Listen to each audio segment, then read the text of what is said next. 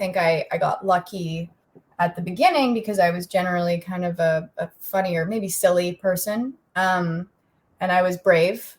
For my age, I wasn't afraid of taking risks in performance, but I do wish I had just watched more. It's like, yes, work with coaches. Yes, go to theater school if that's, the way you want to do it, but also just goddamn watch the amazing stuff that's already out there.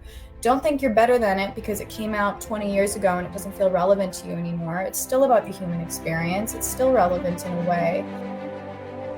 Welcome to Inside the Audition, the podcast where we go behind the scenes for a deep dive look into the world of auditions.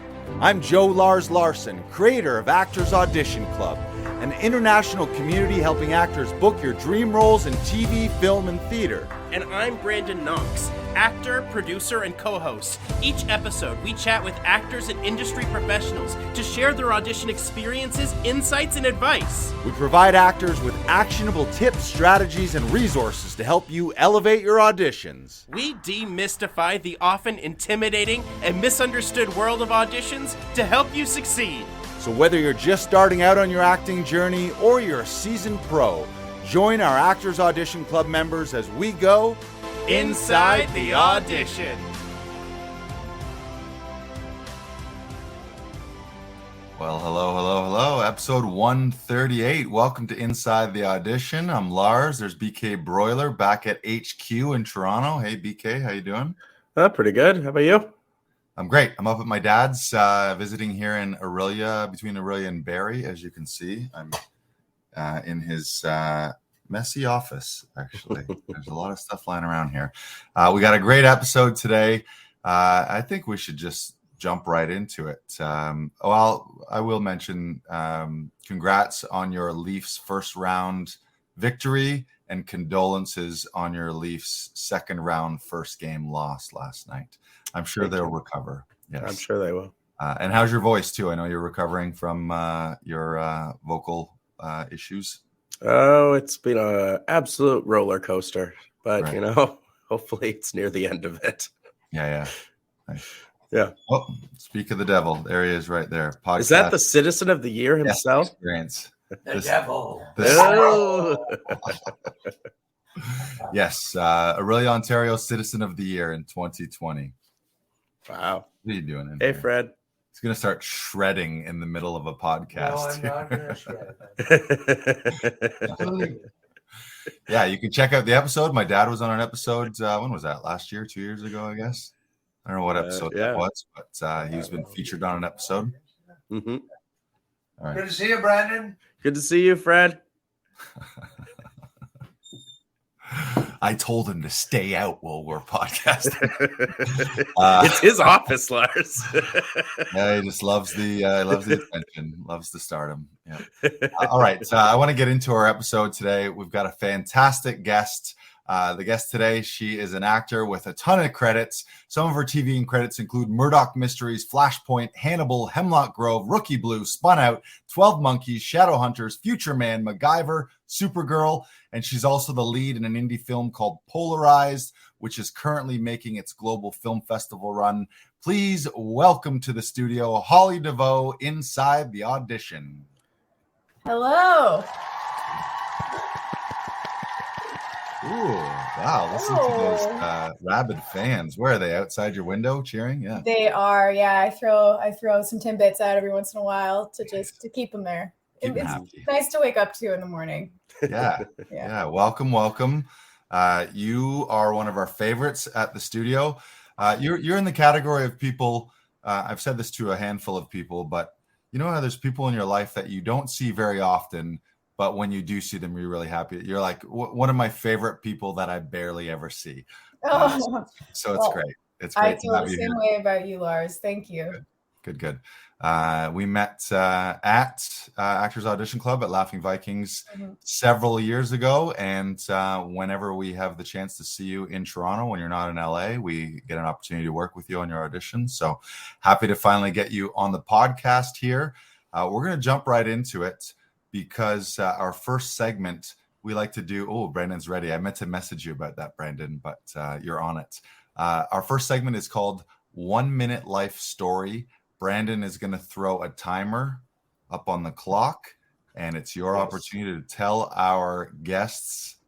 Oh, got to reframe it. There you go. There you go. There's the sweet. Oh, a little further back. There you go. And by the way, for those of you watching right now, welcome, welcome, welcome. Share this out on Facebook and YouTube. And if you're not watching right now, you need to be watching. So join us every Wednesday at 2 p.m. live. Obviously, if you're listening on any podcast platform, we love you for that too. But join us live every Wednesday so you can see the action. All right, Brandon, I'll let you call it in. Holly Deveaux's 1 minute life story starting now. Okay, so glad you guys let me prepare for this. That's great. Born, raised in Toronto, also kind of raised in Nova Scotia. Wanted to be an actor since I was very young. My parents made documentaries and they really didn't want me to get into the business, but I convinced them to. I started acting when I was 13, started out with some commercials.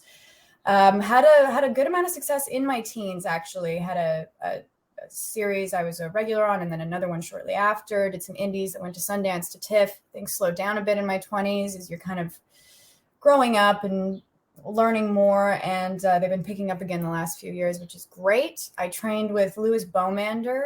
He's an amazing acting coach here in Toronto, and I coached for him briefly as well. Well, not briefly, actually, for like 6 years, and I learned so much from teaching.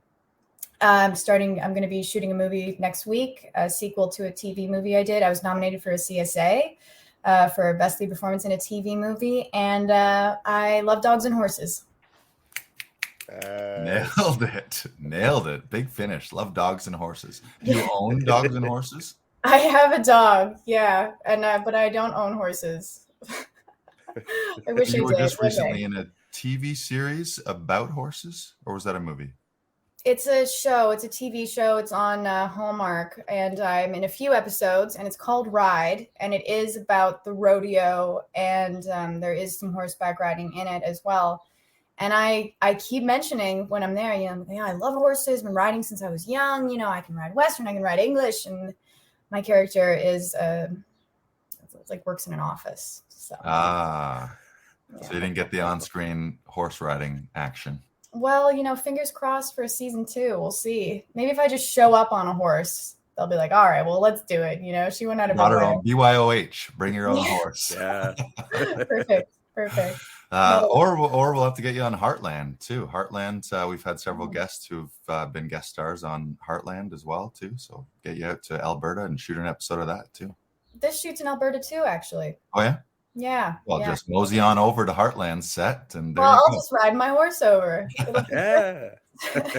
just a nice casual background cross behind. Yeah, well, I love it. That's how it works, right? You can just drive your horse onto a set. Drive? Did I just say drive your horse? You did say drive. That's actually how they say it in Nova Scotia too, because I spent every summer working at this trail riding barn until I was like 20. And it's sort of French and English. And it would say, nous allons drive le cheval, like drive the horses. It's kind of how they said it. So, very authentic, Lars, very authentic. There you go. See, that wasn't a mistake. I'm just, I'm trying to connect with you and your Nova Scotia roots. Mm-hmm. Can you tell us about your first professional booking? I know you started quite young, but tell us about your first booking, first audition where they said yes. Yeah. I think it was a commercial for the government, and it was about not turning the heat up a bunch during winter or not turning the AC down a bunch during the summer. And the whole idea was someone would come in and turn the dial, and then me and my sister were sitting on the couch, and we'd like magically be wearing more sweaters or like less sweaters or something. And the whole slogan was like, save power, put on a sweater. And it was a very stressful day for me. It was my first job ever. And I mentioned my parents did documentaries, and my dad would direct the documentaries. And I guess his sets had a very, easy come, easy go starting time. So I was given a call time of 8, and I was 13 at the time. It's like, I can't get there myself. My dad was driving me, and he insisted that there's they say 8, they don't mean 8. So I get there at 9. They call us 20 times during the drive over. We get a speeding ticket. the commercial goes on lunch before we even get there, and then we shoot it, and the director gives me a big talking to, and so did my agent, actually. And so it basically just instilled the fear of God in me from day one. It was very stressful. Can you imagine? No. Oh yeah. At 8? Oh my God. Yeah. Being late, never a good thing on a film set. Never. But you're right. Sometimes you do show up and 8 o'clock call time and your hair and makeup and wardrobe and stuff, and you're not on set sometimes till noon, you know? Sure. But you got to be there when they want you there. It's like, you know why? It's because you're so cool, and cool people don't arrive to parties early or on time. They're fashionably late. So your dad was trying to instill some Deveaux coolness into you from the get-go. And almost got you fired, probably. Yes. Yes. I think they probably tried to recast me like in the time. I mean, we might have been an hour and a half late. But yeah, man, I get stressed just thinking about that, actually. Right. Yeah, I'm sure everyone was freaking out. Yeah. But then I did a good job. I remember the director being like, "You're lucky you're good," or something. And I was like, "Yeah, good." And you've been chasing that validation ever since. You betcha. Oh, I'm sure you've got many stories given the amount of bookings and amount of credits, but can you share a memorable audition experience that you can remember with us? yes. Well, I mean, this is back in the day before we were taping all the time, you know. I've got so many, but I remember one was I went down to LA for like a pilot season. I would have been in my early 20s, and it was this awesome part. It was sort of like a period piece, and it was a 2-page monologue. It was for the CW. It was a 2-page monologue, and you could hear everyone in there, you know, and a lot of these people weren't getting it fluidly. And I went in there, and it was the director, it was the writers, it was the casting director, big LA casting agent, casting director, and I did it, and I killed it. I did such an amazing job, and the whole team was like, "Wow, like that was amazing! Like we are gonna call your agent. Like you need to know you did an amazing job." And I was like, "Thank you so much." And I left, and I got the call from my agents later being like, "They love you. Like you're right at the top of the list. They're just seeing a couple more people." And I obviously never heard anything ever again. And I remember calling my agents later being like, "Hey, like how did the best audition in the world go? Like what's new on that, you know?" And they were like, "Forget it. It's done. It's in the past." And I think that was a big lesson for me. It's like, you can do an amazing performance, you can do the best job ever and leave with the most amazing feeling in the world, but it can all change. It's kind of a depressing story. I feel like I've got embarrassing audition stories, but I don't know if I'm ready. I don't know if I'm ready. Right. No, I think that is a great story. I mean, that's the reality of things. Mm-hmm. Sometimes you nail it and the chips don't fall your way, and it doesn't have anything to do with your performance, which is why we often talk about our job as an actor really is to create that audition performance and then let it go. And if they decide they want to move forward with you, they do. And if they don't, you're on to the next thing. But you did your job to deliver a great on the day performance at the audition, and that's all you can do. Yeah, I guess it was the highs of it really imprinted upon me, you know, and the simple rejection of it. I think it's just a very important part of it, you know. But it was satisfying to get that 2-page monologue down. I don't know if you guys ever get those where it's just so much material, and when you're live, when you're going in person, it's insane. It's the mental pressure you put upon yourself for that. If you're a perfectionist like I am, you know, it's a lot. Yeah, to nail every word, every moment, every beat. And ideally you get lost in it in the moment, and you're not thinking actor thoughts like, what's my next line, where am I? But that's a tough thing to do too. Yeah. Any of those embarrassing stories you want to share, or we're gonna take a pass on that? No, like I know there was one where this is again when I was like quite young. I remember my phone ringing. I had like a Nokia phone. I would have been in my teens. And it was ringing during the audition. It was like this beep, and then it had this long vibrate. And I, at 14, It was in my purse, which was on the floor with like the other girls' purses. It was like a chemistry read sort of thing. And I decided that I wasn't going to own up to the fact that it was my phone. So all the girls like go looking and check if it's their phone. And I'm like, it's not my phone. And then eventually I sort of go over like tail between my legs and like, oh, it is my phone. I didn't know and do it. But it was like, I don't know who it was, but they wouldn't stop calling, Right. So that was a little embarrassing. And then a lot of it's phone related. Like casting director got a phone call once while I was in the audition, and like it was a room with a bunch of people in it, but they're so close, they're like 6 feet away from you, and he like answers, starts talking really low on the awful side. And I'm like, and I stopped the scene. I'm like, do you want to take that call? And I shouldn't have done that. I should have just said nothing. But God, I just felt this fury, Right. It's like particularly it was an emotional scene, I think. So maybe the lesson to everyone involved on all aspects of things is leave your cell phone off or out of the audition room. Yeah, definitely. That's funny. Definitely. I had a cool one, and it was a job that I booked where I went in and I didn't have the lines fully memorized, but I had them close, and I'm kind of going in, I'm talking around the words a little bit. And I left and I got a call from my agent and they said, go back. They want you to say it all just like you'd say it naturally. And then I just sort of switched the lines up, and I would have been like, 20-ish at this time. And I made it really cool and stuff. So that was a validating one. Nice. But now it's no stories. It's just my Wi-Fi cut out, like that's the worst thing that happened. Yeah. Although I had like a director producer, like callbacky thing. And it was my first like Zoom thing talking to a bunch of different people. So I had the reader pinned and they were full screen. And then the directors and the producers and the writers, they were all little screens at the bottom. And the director was giving me these notes, but he was kind of a low talker.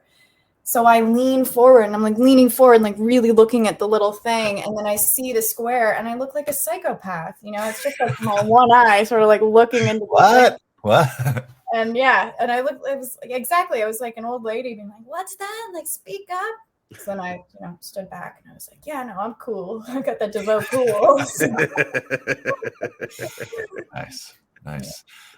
One of my favorite Holly Deveaux audition experiences is when we first met. Mm-hmm. You were shooting, and I saw a few people for this role, and I think you were one of 3 that came into Actors Audition Club for the role of Marilyn Monroe in Future Man. Yeah, it was the first time we met back in, that must have been 2019, just pre-pandemic, 18, 19, somewhere around there. It would have been 18 because I remember we had a good year without a pandemic after I did shoot that. But that was such a cool audition, and it was the first time I took those fateful steps up to the studio.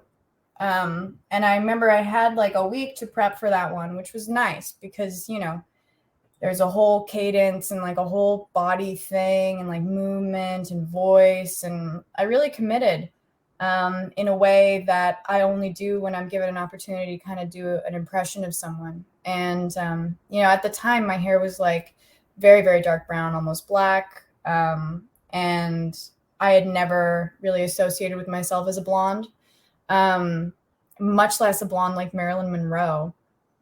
But I doubled down, and I remember coming in and meeting you and just really feeling very comfortable there and able to commit to it fully, because the Marilyn Monroe vibe, it's like very sexy and very vulnerable and so actory in like an old fashioned way.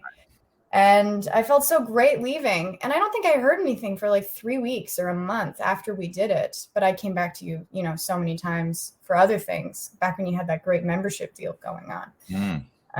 I loved that. A deal too good to be true.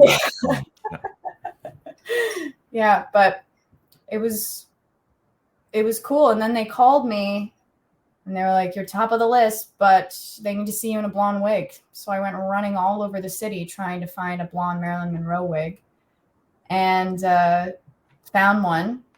I should send you the picture, actually. Found one and took a picture in the backyard.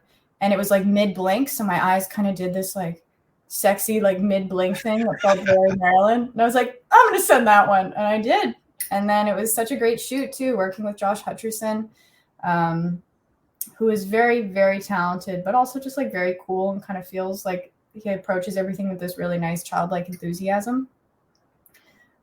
So yeah, that was, I think it had been a while since I booked a job too. So it just immediately, I have these amazing associations with Laughing Vikings and like the studio now because of that.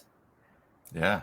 Yeah. You've been on a hot streak ever since too. Kind of not a hot streak. I mean, with the exception of maybe a year and a half layover for COVID, you know? Yeah. But he actually, I was lucky. I ended up doing a couple TV movies during COVID. I got a new agent who I really, really love. I think she's fantastic. And she was able to connect me with people that wanted to see me as like the lead role in these TV movies. And bam, now we're doing a sequel to the first one I did during COVID, actually. So it's very exciting. Yeah, that's what you're filming starting next week, if you're, you know, how much you're allowed to tell. Your co-star, you can mention, your co-star has come into Laughing Vikings when he was in Toronto as well. Yes, I sent him there and I'll send him there again. I'm sure he'll be getting into town next week. So the first one is called My Boss's Wedding, and it stars myself and it stars Drew Seeley, who is an awesome actor, really nice guy, and an incredible musician, which they take advantage of. They've got him singing and playing guitar in the first movie, and I'm not scared of Marvel coming after me. He plays a guitar and sings in the second movie too. Love it. Can you share from all of your on-set experiences a favorite on-set experience? Favorite on-set experience. So I did this sitcom for a couple years called Spun Out, and it was on CTV. And David Foley from Kids in the Hall fame, yeah? Yeah, Dave Foley was our lead, you know? And I don't think I didn't know how good I had it at the time. Like a sitcom is a dream job. And I had just sort of rolled out of like a Family Channel show and into this. And I wasn't even that into sitcoms at the time. And God, if I could go back in time, I'd grab myself by the ear and put me down in front of the TV and make me watch all of Friends and all of Seinfeld and Cheers and all of that. I'd be like, you learn this? You don't know how good this is. Like, you learn it and you laugh and you love it. Because I do now. And we learned so much from Dave, you know? Dave Foley is like a prince among men. He's a gentle, kind man with a wicked, whip-sharp, which isn't a word, sense of humor. And his timing is always impeccable. And the great thing about a sitcom was, play was built into the schedule. So, day one or day two, you read the script. Day three, you rehearse and practice. Day four, you pre-shoot the scenes that you're not doing live, you shoot the live ones on Fridays. So there would always be this day where we're just walking around the sets and we're running the scenes. And it was really a time of play. And finding the comedy and finding the humor and finding the rhythm, and the writers would be there too. And everyone would just be running around trying to make it the best they possibly could before we'd shoot 2 days later. And I don't think you get rehearsal much anymore. No, that's such a rare thing. Yeah. But now, but with a sitcom, like with a sitcom that shoots live, it's built in. And there were so many wonderful moments during that time. But I definitely just, like, one of my fondest memories, many of them would just be those rehearsal days for Spun Out. They were amazing. But I've got another one, I guess, that is... So I did this movie called Split Decision. It ended up being called Breakout, I think, at the end. And it was starring Brendan Fraser and Dominic Purcell and Ethan Suplee. It was sort of a thriller adventure movie, and I played Brendan Fraser's daughter. And me and my little brother are out camping, and we see someone get murdered, and the murderer sees us, and then we're on the run, and my dad, Brendan Fraser, is in prison. I can't remember what he's in prison for, but he's in prison, and somehow I find like a payphone in the woods, or my mom calls him in prison, so he breaks out of prison to come and like save us in the woods. And just like every moment with Brendan Fraser was incredible. He was such a generous, still is, like a generous, really lovely, kind man. And one of my, maybe not favorite, but one of the coolest memories, I think, was the first day he joined us on set. We've been shooting for about a week. And it was like this like quiet came over the whole set, you know? It's like everyone just got really quiet and everyone just wanted to like kind of look at him a bit. And that was my first impression of this guy, was like walking through, like kind of awkwardly, like walking through this like very awe-filled set, and then just being like really nice and generous and gentle with everyone. And I was like, what a stand-up guy, you know? I hope I can always have that kind of like patience and generosity with people. But you could see that like the awe sort of unsettled him, but like he was just gonna push through that and like be a very nice guy. Yeah, I'm sure there's more on-set experiences, but those are the ones that come to Well, those mind. are great. Yeah, thank you for sharing those. And shout out to Dave Foley and Brendan Fraser, two amazing Canadian actors. Mhm. Can you share a little bit about your audition process and how you work? So your agent sends you the breakdown from casting, from the time you get it to the time you shoot it. How do you operate? Well, I'll talk a little bit about Louis Bowmander and what he would always say, because I trained with him from such a young age that I feel like whatever I do it's quite influenced by Of course. him, because I started with him when I was very young. And he would always say, you get your audition, you read it once, you go for a walk, and you just let it percolate. And he would also talk about the idea of story. It's like sometimes we get too self-obsessed and we forget we are one ingredient, in a story. Like what part of this story are we? How are we going to move this story forward?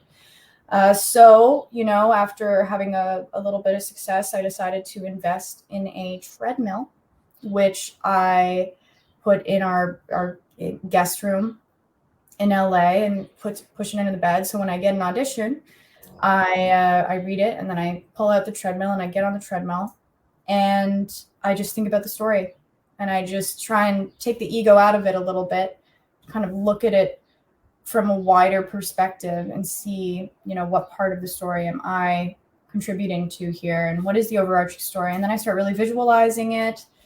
And, at that point, your heart's kind of pumping and your endorphins are going and like you're opening up these new creative avenues that you might not have normally. And it's definitely something I use for writing as well. The more time, the better. That's how I feel with auditions. I'm definitely not the kind of person that can, sometimes I'm not the kind of person that can pull out like a same day brilliant thing. Like I definitely love having time. I love being able to read a full script. I love being able to find songs that feel like something the character would listen to or something that helps shape the tone of the project. I like to watch, if it's a show that's already on, I'm watching an episode. If it's a film and they've done something else, like, I'm going to try and watch at least part of this movie to understand how these people tell stories so that I can be like, oh, like, yes. So I remember once I was talking to a casting director because I was coaching and I was talking to someone I had coached and the casting director was standing by me because I used to coach out of this place where people would cast stuff. And I was saying to this actor, like, this is this audition you have coming up. Like, this is a very specific tone. It's a type of comedy. You should watch the show. And I said, sometimes someone can do an incredible performance, like a beautiful performance, but it's just not the right tone. Right. It's too big or it's too small and intimate for something that should be bigger or should be small, and the casting director was there and they were like, that's a very, very good note. And I was like, oh, like that's very validating, how I love praise, but also I think it's very, very true. So story, walk, visual, like cues, understanding what it is supposed to look and feel like based on the director or the writer or the production company's previous work, music to try and keep me in the zone whilst I'm going about getting ready for it. Because, sometimes it takes like an hour to do your hair and makeup. And by the end of it, you're like so deflated. So anything that can sort of keep that momentum building towards the moment when you do that first take. I try and curate my space and have as much control as I possibly can, which is admittedly harder when you're traveling or you're taping in an unfamiliar place. But self-tapes have been beneficial to me because I do like having that control and not having to worry about, human interactions, which sometimes can be a little difficult for me. Right. Yeah. Yeah. A lot of people like the live experience of being in a room, but one of the downsides is being distracted and seeing people and seeing friends or seeing people that but maybe they're not friends, so that can Being enemies, stress you out a little bit too. I love what you said about story too. Brandon's got a sweatshirt that says #story over everything. Yeah. And one of our coaches and mentors, Tom Todoroff, often talks about that. That's what our job is, to be storytellers. And that's what it's about, versus thinking, oh, this is about me and my moment and my time to shine. You really got to look at how does your character and how does your role serve the overall story. And I love what you said about watching the show too, getting a feel for the world and the tone. If people can totally miss it, and you're like you said, put forth a great performance, but it's a performance that doesn't belong in the show that they're auditioning for, which kind of shows to the casting director and the production that you don't really know what you're working for. So those are great tips, great advice. And the walk thing too, Brandon, you often share that you like to go for a walk as well, stepping the text and going for a walk. Yeah. Oh yeah. Yeah. I love stepping the text. I think it's one of the best ways to get the words into your body as quickly as possible. Mm-hmm. Mm-hmm. And can you share your little music trick that you used recently? Your little me. earbud. I was like, come on, Brandon, what's this? Holly.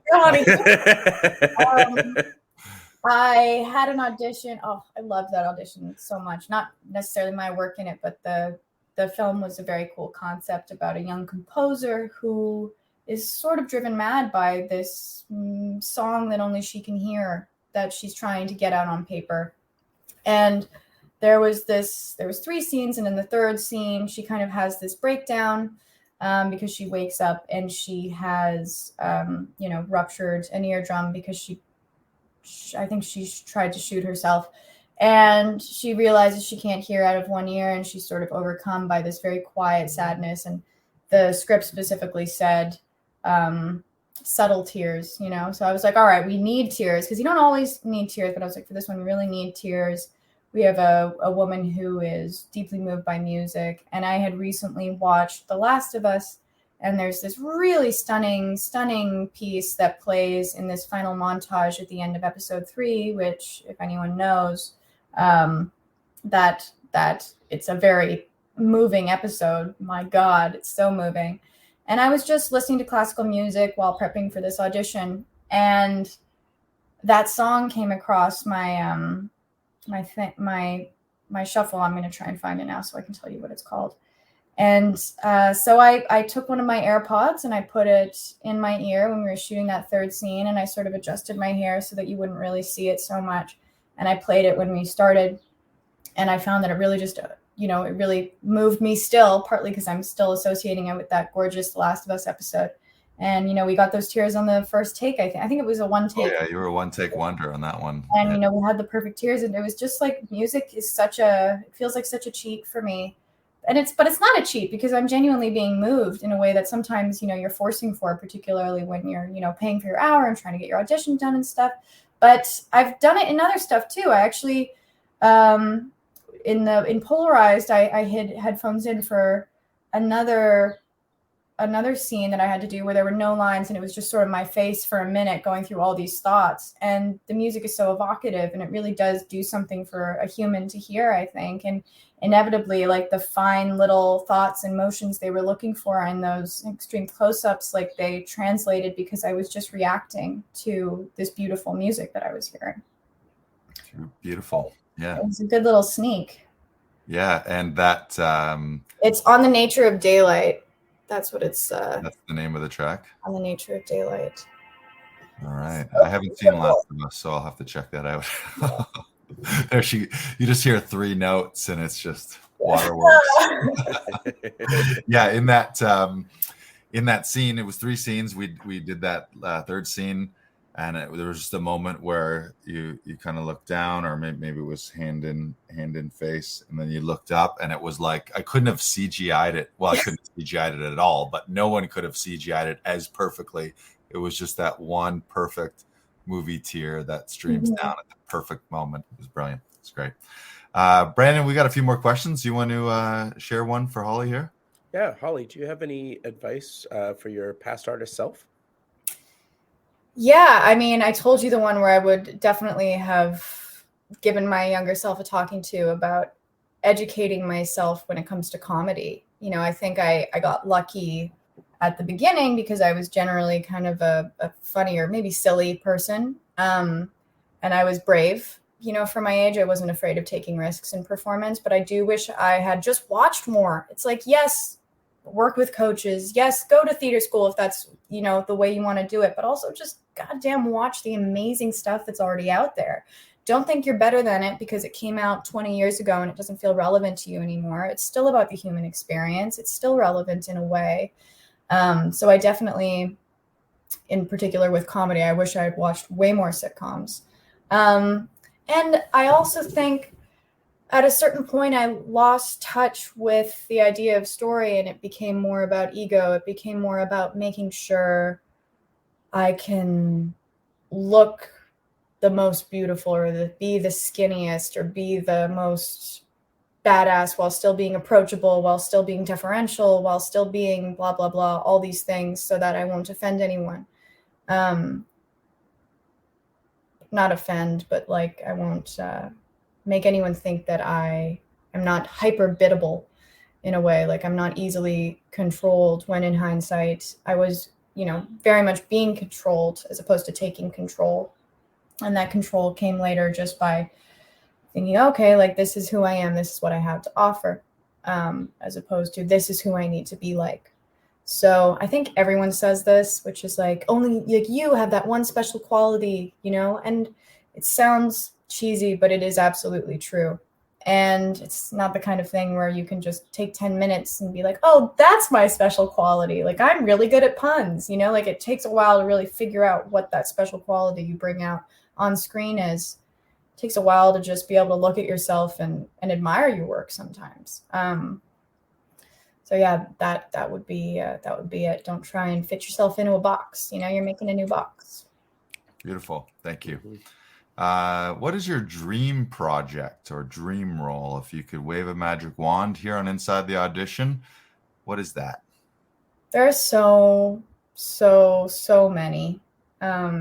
Aside from horseback riding, or including horseback riding. I watch Interstellar annually. Nice. I just watched it about 3 weeks ago. Loved it. Yeah. If not twice a year. I was just watching it yesterday, actually. And I was like, I want to go to space. I love those Nolan movies because I feel like they touch on earth-changing stuff, like life-changing stuff, like fundamental, like gravity, time. So gravity, you have that in Interstellar, and I guess you have time as well. The Tenet is more specifically time. And then you have Inception, which is thought, which is really interesting. And I feel like, AI is becoming more a part of our everyday life, definitely is at the front of conversations with everything. Like even with the writer's strike now, like AI written stuff is on the table, and I would be really interested in one day being able to play a character who has a computer in their brain, because I think that's maybe what it's going to be at some point, this idea of having a chip in your brain that is controlling like your chemical biological release, like controlling your mood, essentially. I would love to like play a person in a dystopian future who is living that basic life, and then they have to break out of the mold to just try and live like how we live now, So, Matrixy, Keanu Reeves, Neo, like something in that world. Also something in space. Like I would love to do something that has that sci-fi spaceship exploring thing. That would be incredible. But honestly, like there are 100 things I would love to do. So that's just one because I watched Interstellar. That's a good start. And so it is. We just say things here on the podcast and it will come true. So oh yeah. This is the message when Christopher Nolan sends you to space. Yes, perfect. You've also got something that's happening right now with one of your films. Do you want to talk about Polarized? Yes, Polarized is a beautiful film. It's something I did actually book off a tape. It was one tape that I did back in 2021. And then we shot in Winnipeg that fall. And it was my first time being able to work with sort of an all-female team. You know, the director and the writer, Shamim, so a woman, and her wife's the producer, along with Juliette and multiple other women. So you just had all these women working together, which was incredible. But it's a love story between two women who are separated by their families, by their religious values, by a million things. You know, my character plays the American, or not American, it's Canadian actually, farm girl whose family lost their farm because these new urban farmers had moved in, these people who were kicked out of Palestine, and they came to this rural community and they started doing urban farming. So it's vertical farming, and all these other farms around are losing their land and losing their income. And my character has to go work at one of these urban farms, and she meets this character, Dahlia, played by the lovely Maxine Denis, or Dennis, as she sometimes says. And they begin to fall in love. And it's tough because religion plays a part in this, and the town is, you know, very... I don't think, like in Toronto, you know, we're in a very multicultural city, but I do think in small towns, you are still seeing racism. You are still seeing like some closed-mindedness. And I think this shows a pretty accurate portrayal of that. But it premiered at Flair, at the British Film Institute's Flair Film Festival, which is an LGBTQ film festival in London. And then it played here, and it had its Canadian premiere at the Canadian Film Fest a couple weeks ago, and it won the People's Choice Award at the festival, or the Audience Choice Award, which was very exciting. And it's going to be playing at another festival at the end of next month. I'm not sure allowed to talk about that yet, but it's around Ontario. And then I think it might be having a release shortly after that, which again isn't confirmed. But if so, I'll be posting all about it, and I hope to see you guys there. Yeah, we'll come check it out. Yeah, hear that? Check out Polarized whenever it is released. Make sure to follow at Holly Deveaux on Instagram. That's the place to find you. You won't find her on Facebook, TikTok, and the other places. She's Insta loyal. Yeah. I am. I don't know. It's like TikTok. I don't know. Right. Are you on TikTok? We have a TikTok account. I'm less active on that, but yeah, we're there until it gets banned, or until we're in World War III and TikTok is the weaponized social media against all of us. I don't know. We'll see. Yeah, I'm open to it all. Sure. All right. This was awesome, Holly. Thank you for joining us today. Thank you. I don't know, Brandon, any other final questions? Holly, any other final thoughts before we do let you go? But thank you so much. It's always great to see you. You're a consummate professional, and you're always super easygoing, super chill. We love to see you in the studio. So thank you. Oh, well, it's so nice to be invited to do this. I'm very grateful. And, I remember last week I was messaging you just saying like how incredible the notes you gave me on my last audition were, how they were very specific, excellent, effective notes, and how I was able to just really be comfortable there taping with you and taking those notes. Because sometimes it's hard to take notes, but you just have such great insight into auditioning and the process. And I'm so lucky that the studio is nearby so I can go tape there, because it's so great. Yeah. Thank you. Yeah. Thank you for saying that. And I'll elaborate my reply to you. And I think this applies to Brandon as well. As one of our coaches, Tom Todoroff, has just taught me a ton about what even a good performance is. There was a time early on when I would be helping people. I always had a knack for comedy. That was kind of in me from being in stand-up and sketch. And that was really easy. I could tweak and give people suggestion for a line read or something physical or another way to look at a line to bring out the funny. But often if it was a scene that you wouldn't categorize as comedy, and the side note is we've also been taught everything is everything. Drama has comedy, comedy has drama. So rather than look, oh, this is funny or this is dramatic. But when it's a scene that it is something heavier, I would have a sense that something's not working, and have that feeling of like, this isn't it, but I don't know what's missing. And it has been through coaching and training, and specifically through Todorow's Conservatory that I was a member of, where I learned all that. Because before I was like, I don't even know like what even is good acting. Like, and that's the thing that I love about comedy is it's undeniable. If it's funny, you laugh, and that's the measure. And you watch the playback and you laugh at it. So that's proof positive. But something is not in that comedy category. It's a little more like just nebulous, or to me at the time it was, and like what even makes a great performance or a great scene. And so through training, that's where all that's come from. And I think Brandon can speak to the same. As I didn't even know what, like I knew comedy, but I didn't even know the other stuff before. And it's train, learn, and then you start to get a better feel for what it's supposed to be. And then when that is missing, it's easier to be like, oh, well, it's missing this, and this, and these are the beats, and here's an event you can find, and it needs more importance, and whatever it might be. You want to speak to that a little bit, Brandon, too? Because I know you help a ton of people, and often the note that you get is thank you for all the amazing suggestions and the feedback, and for helping people take their audition from here to here in a very short amount of time. Mm-hmm. Yeah, a lot of what I do is just ask questions, and like is filling in those gaps that I'm seeing after the initial read, and like we're discovering as we go. And I want to make it as a collaborative process so that they're coming up with the answers that it makes it their performance, because they're the ones that are coming up with the answers. I'm just asking the questions and facilitating that. Right.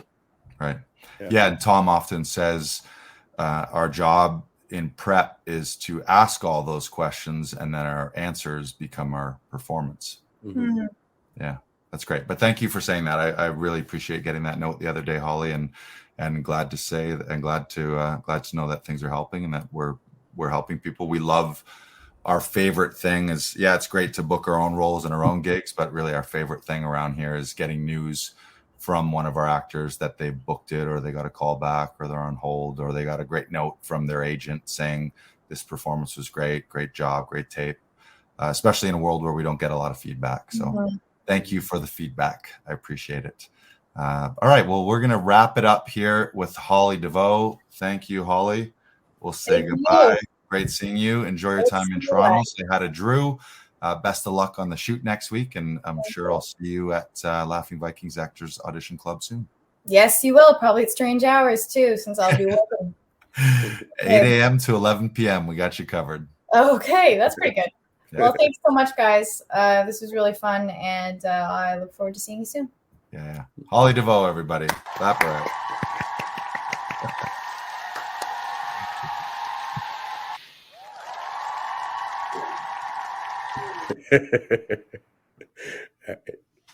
Amazing. Great episode. Again, thanks again, Holly, for being here. Follow her at Holly Deveaux. We'll link that up in the show notes as well, and look for her in all those TV performances that I mentioned, and also the upcoming film Polarized when it is released, currently on its festival run. Now, a few things we wanted to share before we wrap up. We got a recent review. You want to call that up, Brandon? Little testimonial. Rebecca Christine, which is Rebecca Durrance-Hine. Durrance-Hines is her full name. She was here at the studio yesterday, I believe. Was it yesterday? Monday. And she left us a review on Facebook. She says, "This is my second time working with Brandon, and it was another fantastic experience. His questions and directions both deepened my performance and made it more complex, and the audition tape had excellent audio and visual quality. Plus, he's always so supportive and encouraging." Thank you. Thank you, Rebecca. You worked with that. You want to share any experience from that on Monday? Yeah, it was a great shoot. She came in. She was a podcaster, so I brought in the mic, and I brought in the cans, and we made it look and feel like as soon as the casting director or producers see it, like they're looking right at a podcaster, right? And it's like Love Tom says, your wardrobe and everything else speaks before you do. And so and as I said before, I asked a lot of questions, and as we were coming up with the answers and figuring all that out, the performance deepened, and it was one of the best tapes. Like it was great. She was awesome. Beautiful. Well, thank you, Rebecca, for the review, and great job for you, Brandon. I know you always get great feedback, so thank you for all your work and dedication here at the studio. We also want to let people know about our weekly workouts, specifically every Tuesday, something that we're running, which is extremely valuable. Everyone, I mean, I don't know I think people underestimate it. I certainly underestimated it before I was in conservatory, but the importance of voice and speech training and warm-ups and workouts, working on your breath, working on your voice, working on your speech and your I'm blanking on the word right now, but your enunciation, that kind of thing. So we are running and making available a free online voice and speech workout. Erin Elizabeth Reed is running those. She's currently based in New York. She's a fantastic actor, writer, director. And every Tuesday at 9:30 Eastern, we're running those. You can go to laughingvikings.com/workouts. We're also running an in-person longer workshop on Thursdays from 6 till 9. Where we'll run you through a voice and speech workout to start the session, and then we can work on monologues, scene study, audition pieces, whatever you want to bring in to the studio to work at. That's at our Toronto studio. But especially that Tuesday morning, Brandon, you were there on Tuesday, and Erin's fantastic. She's great. Yeah. And it's part of voice and speech workout. It's a little bit meditation / visualization, a little relaxation. I always feel great after those workouts, and I got to remind myself to do those regularly. Sometimes I skip them on audition days, where it'll be a day where I'm recording an audition. And I remember when I was in conservatory, there was a massive difference, or even when I'm working with Todoroff Studio, and it was a day that I was going to be performing in class. If I didn't do the difference between not doing a voice and speech and breath warm up and doing one is just massive. Just how much more relaxed, how much more available your voice is, your face and your articulators and your resonators and all of that. So highly encourage you. Really, like your voice and speech as an actor is the number one tool. And if you disagree with that, I mean, you could talk to Brandon about losing his voice. If you did lose your voice, that's a worst case nightmare scenario for an actor. If the casting and production, if they're not quite hearing the words and you're not enunciating things, then you can't tell a story if you can't say the words, or you can't say the words so that they're distinctly heard and so that each word is part of the story. So join us for those. The Tuesday morning ones, we do about 45 minutes, and then we have 15 minutes of general audition Q&A. Those ones are free on Tuesdays. And the 3-hour sessions in studio in Toronto on Thursdays, those are $33. So also very reasonable. But I think everyone listening and watching, hit us up for those, especially on those Tuesdays, so that you're getting at least a weekly voice and speech workout.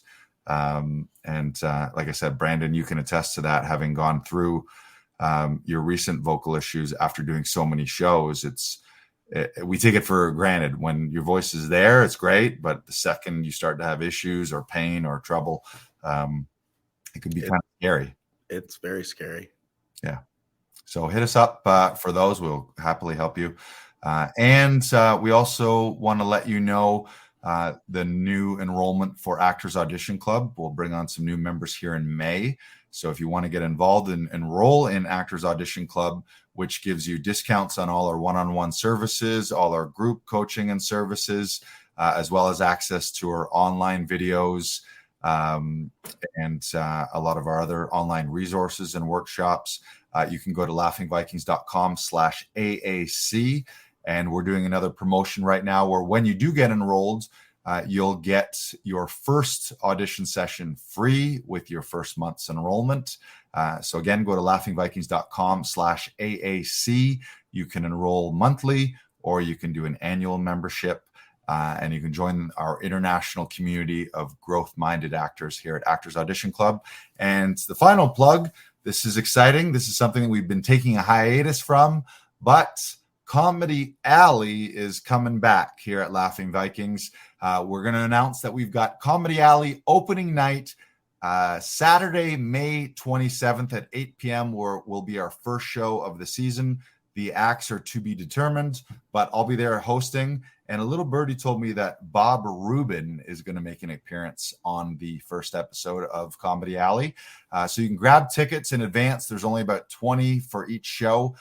So grab those tickets for opening night. I know that last year opening night was a sellout and it sold out very early. So go to laughingvikings.com/comedy alley and you can join your friends and or your family members for an intimate outdoor experience, a night of fun in Comedy Alley.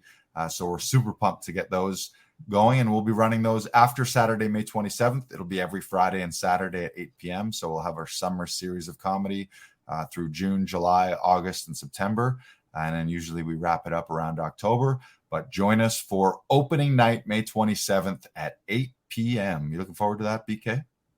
Yeah. I'm not sure if I'm going to be there, but yeah, it's definitely going to be a fun night. Back. Yeah, you got shows that night, yeah? Yeah, I think so. Yeah, great. Yeah. All right, well, we'll see everyone else at Comedy Alley, May 27th. Thank you for watching Inside the Audition. Great episode. So many pearls of wisdom with Holly Deveaux. We love having her in the studio, and it was great to have her here on the show. Make sure to subscribe, whatever podcast platform you're listening to, and share this out to your actor friends. So feel free to share it on Facebook, Insta, TikTok. Where else are we? YouTube, Facebook. We're everywhere. I think we're everywhere. Mm-hmm. We're everywhere but Pinterest. We're not on Pinterest right now. Thank you, everyone. Thank you, Brandon. Brandon's got a few more sessions in the studio. Mm-hmm. So say hello to Jojo O'Toole and Adam Langton, both members at Actors Audition Club. It sounds like you got a great afternoon. Yep. And I will be up here in beautiful Barrie, Aurelia at my dad's place for a couple more days. And then I'll see you back in the studio on Thursday. Yeah. All right, everyone. All right. See ya. Bye. Bye.